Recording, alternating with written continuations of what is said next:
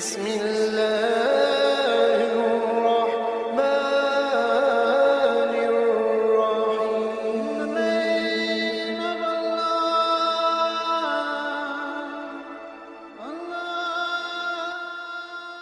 الرحيم. بسم اللہ الرحمن الرحیم. شروع اللہ کے نام سے جو بڑا مہربان اور نہایت رحم والا ہے. برسوں پہلے بغداد میں ایک فن کا ماہر ایک بڑئی رہتا تھا.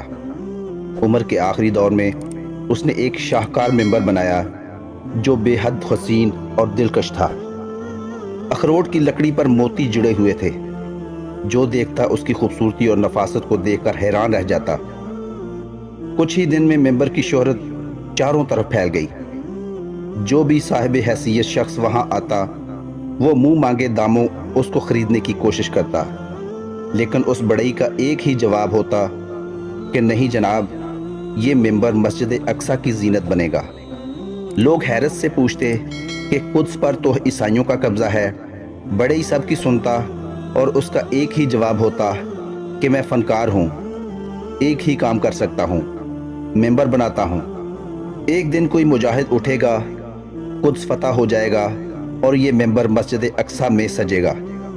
وقت کے ساتھ بچے بچے کی زبان پر ممبر کا قصہ آ گیا اور ہر گھر یہ کہانی دہرائی جاتی. ہر کوئی ممبر کی خوبصورتی کو اپنے اپنے انداز میں بڑھا چڑھا کر بیان کرتا. اور پھر ایک 7 سے 8 سال کے بچے نے یہ کہانی سنی، مگر اس بچے کو ممبر کی خوبصورتی سے زیادہ بڑئی کی خواہش نے متاثر کیا.